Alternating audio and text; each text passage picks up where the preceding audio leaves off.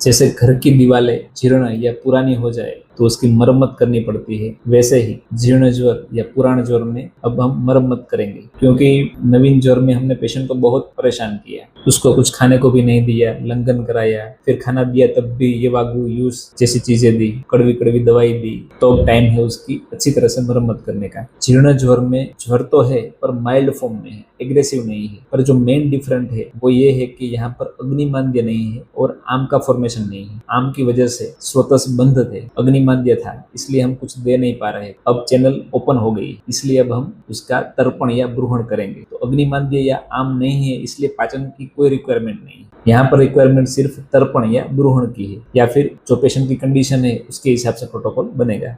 इसीलिए आचार्य ने जीर्ण ज्वर की चिकित्सा में घी, दूध, अनुवासन बस्ती, नस्य, अभ्यंग आदि स्निग्ध उपचार भी बताए हैं। ये सभी उपाय नवीन ज्वर में वर्ज्य थे। इसको ऐसे समझ सकते हैं कि जैसे गर्मी की वजह से जो मिट्टी थी वो सूख गई थी और गर्म हो गई थी, तो अब उसको ठंडा भी करना है और गीला भी करना है। तो इसके लिए दूध, घृत वगैरह के प्रयोग बताए। इन सभी उपायों में कंडीशन इंपॉर्टेंट है कि कौन सी ऐसी कंडीशन है बॉडी की जिसमें ये हम दे सकते हैं। अगर घी देना है पेशेंट को तो कौन सी ऐसी कंडीशन है वो देखते हैं। घी का अपना स्वभाव जो है वो स्निग्ध और शीत है, यानी वो वात पित्त को शमन करता है और कफ की वृद्धि करता है। तो इसके ऊपर से हम समझ सकते हैं कि वात पित्त की अगर वृद्धि होगी और कफ का क्षय हो तभी हम दे सकते हैं। इसलिए कंडीशन बताई है कि ज्वर में जब कफ मंद हो और वात पित्त की वृद्धि हो, ऐसे ज्वर में घृतपान करा सकते हैं। साथ में बताया है कि परिपक्व दोष यानी निराम अवस्था हो जानी चाहिए, दोष पक्व आम नहीं होने चाहिए, तो ही घृतपान देना है। जीर्ण ज्वर है पर अगर साम अवस्था बनी है पेशेंट में तो नहीं देना है। यानी पेशेंट को फीवर है पर उसको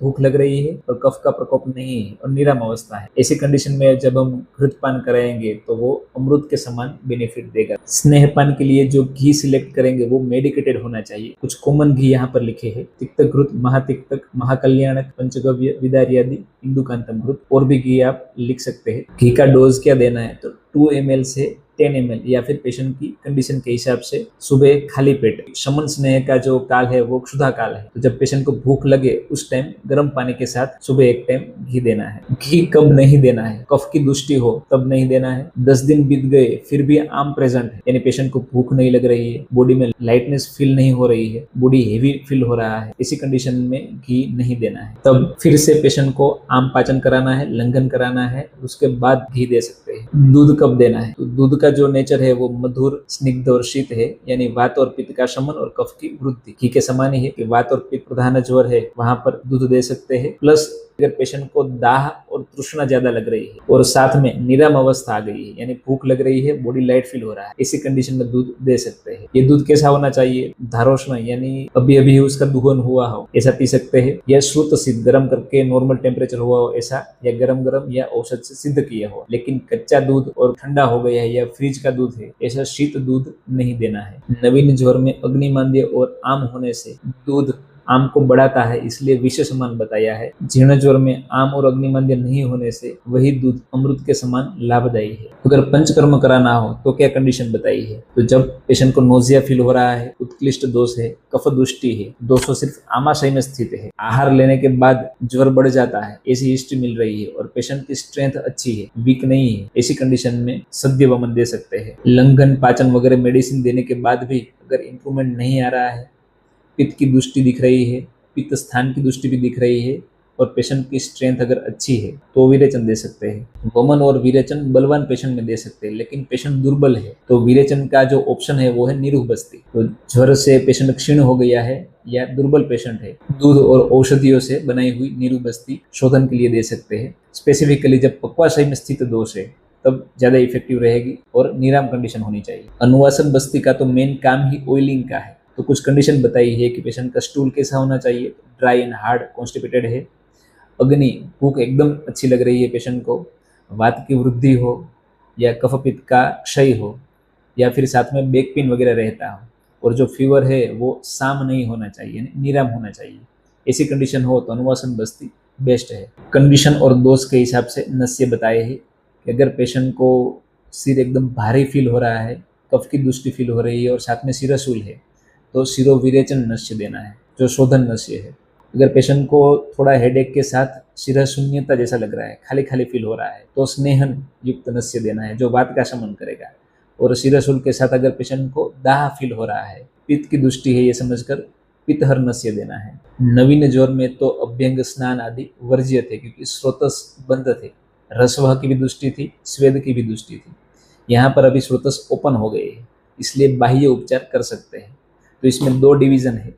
अगर पेशेंट को दाह पूर्वक ज्वर है यानी बाहर उसको दाह फील हो रहा है तो सभी शीत उपचार करने हैं। शीत तेल से अभ्यंग करना है, शीत पाउडर हो उसका प्रदेह लगाना है, शीत क्वाथ के परिषेक करने हैं, शीत क्वाथ के जल से अवगाहन करना है। अगर शीत पूर्वक ज्वर है यानी पेशेंट को स्किन ठंडी ज्यादा रहती है फिर भी फीवरिश फीलिंग हो रही है, तब उष्ण उपचार करने हैं। उष्ण तेल से अभ्यंग, प्रदेह, परिषेक और अवगाह।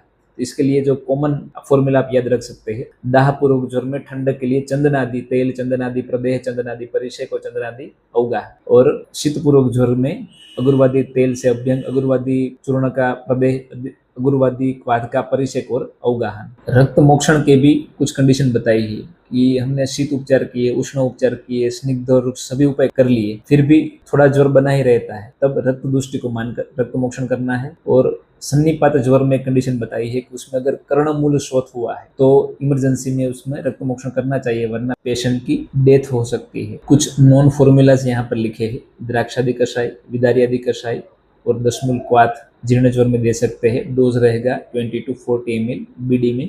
Amritarishta 20 to 40 ml same quantity water add करके बीडी में। लघु वसंत मालती 1 to 2 टेबलेट बीडी में। और सुवर्ण वसंत मालती 1 टेबलेट 1 टाइम या 2 टाइम।